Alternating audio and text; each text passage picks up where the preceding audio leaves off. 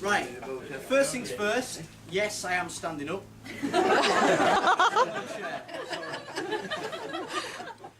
Before I officially introduce myself to those who don't know me, as you probably do now, but I'd just like to mention something.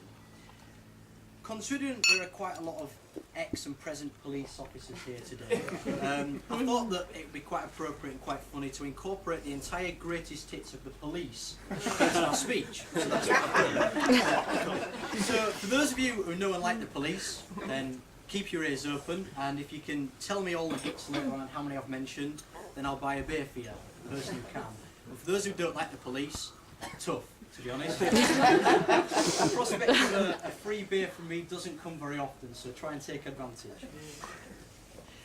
Ladies and gentlemen, the management of Soby Grange have kindly requested that in order to comply with local fire safety regulations, everybody actually refrains from collapsing in the aisles at the end of my 20-minute standing ovation at the end of it.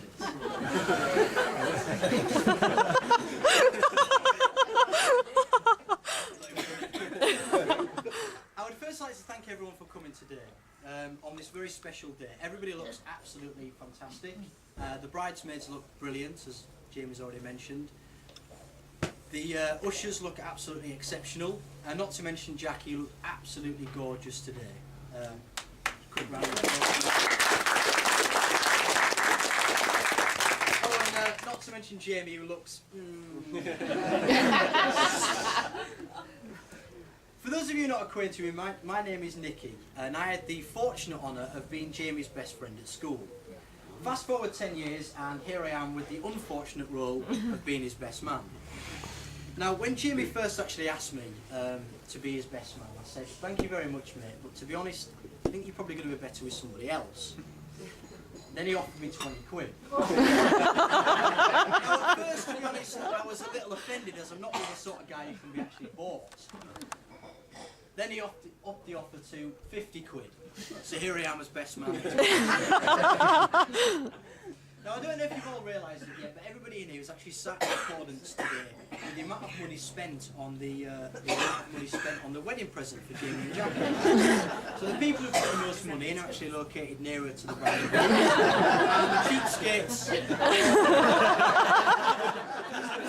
thank you very much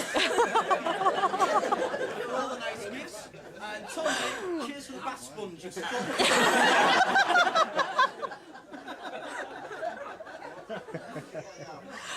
Now, Jamie Lord was actually born on Halloween 1984, and Kath tells me that he actually came prematurely. No change there, then.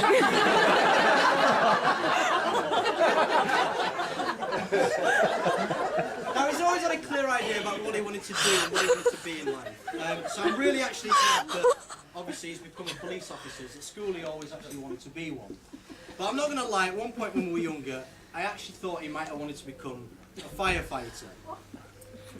Now, I bet you didn't actually realise, Roger, that the Great Fire of Bempton nearly started in your back garden. Years and years ago, while you were away on a holiday, now, I don't know if you're familiar with Roger's back garden. I don't know, anyway. But anyway, right at the bottom of the garden, it's got an old shed, and there's a couple of cars in there, and there's obviously petrol and oil on the floor. And Jamie one day decided that it was really funny to create a radical idea of how to actually get rid of the oil on the floor. Now, he said, and I actually quote now, he was going to burn the surface oil off the grass using a lighter. Now, the very words they used made me wonder whether it actually really worked. And as I found out about 3 seconds later, it really didn't. Needless to say, while a huge inferno raged at the bottom of Roger's garden, I didn't stand around to find out what was going on. As Jamie said, "Don't stand so close to me." And I sprinted up the garden, probably screaming for my life, or my mum, one of the two.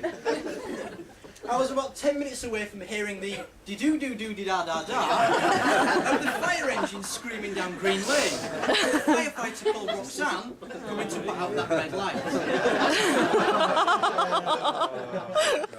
For all the times Jamie's nearly killed me, either in his car or setting me alight at the bottom of Roger's garden, he's always actually been there for me. Like the fateful night of my 18th birthday, which I remember every single detail of. Yeah, I'll bet. Yeah, right. Now the night was marred by the fact that I got a little bit tipsy and ended the night sat on a curb, spewed down myself, with Jamie actually holding me up with his arm up my back. Let me tell you, the hangover the next day was the king of pain. I swear at one point a police car drove past and Jamie, with his arm on my back, actually tried to force a smile at me. Half decent. Not even a miracle could have made me look half decent that night. I've often wondered in synchronicity whether Jamie would share the same remorse now to two drunken idiots now, spewing up over each other, laid on the curb, with one mumbling to the other one, "I can't stand losing you." I think not. We'd probably be locked up and laughed at back at the nip. When Jamie and me were at school, we were both fun-loving, confident guys. So that I'm not going to lie, we were show-offs. We're both fond lovers of the dramatical side of school, and we ended up being the only two males on the AS and A-level drama course. Now, this was pretty difficult at times, being surrounded by the most annoying female students. Luckily, none of them are here today. The prospect of obviously being the only two red-blooded males on an all-female drama course sounds brilliant, but it really, really wasn't. One actual play stands out in particular where all that actually happened in a devised piece, surprisingly made up by me and Jamie, was all we actually did was dance around a cheap Argos clothes rail with scarves wrapped around our fingers to the theme tune of James Bond and S Club Juniors. Random and a bit pointless, you're probably all thinking, and you're not wrong. However, past that, you'll never ever know. On a serious note, I'd like to take this opportunity to congratulate Jamie and Jackie, not only on this fantastic day for us all, but for giving me this honour. I'm really happy as I've had the absolute pleasure of being equally good friends with Jamie and Jackie all the way through school. It's very rare that a best man can stand up here and know the bride just as well as a groom, but I really, really do. So thank you very much to both of you. I hope you have a really nice honeymoon. Walking on the moon or having tea in the Sahara. And if you get a chance, send us all a message in a bottle. Now, I couldn't think of a way to end this speech, so I thought I'd get all arty and write a little poem, so that's what I've done. So before I start, I'd just like to say a huge thank you for you all for coming. And I hope you all have a really nice evening and a safe journey back to wherever you come from after tonight. Now, I call this poem Marriage. Surprisingly, it's marriage. He always leaves the seat up. She leaves pants on the bedroom floor. The toothpaste cap is never on, and he's trumped in bed once more. She never cooks him breakfast. He never cooks her tea. She's always left to wash the pots while he watches sports on TV.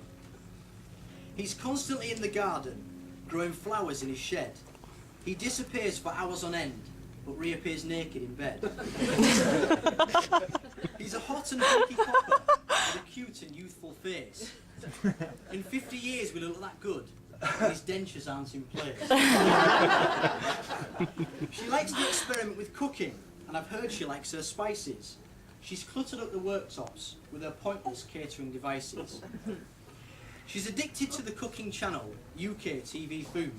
That's where she gets her recipes to put Jamie in the mood. They are so lonely. They are love-struck through and through. The sofa seems so empty, and the bed's too big without you. For all his many drawbacks, and for all her annoying traits, one thing is stronger than ever. They're still the best of mates. Marriage is the strongest act of love, and your vows you must not forsake. You must love one another with all your heart and with every breath you take. Together you equal a perfect match. A split would be so tragic because every little thing he does is special and every little thing she does is magic.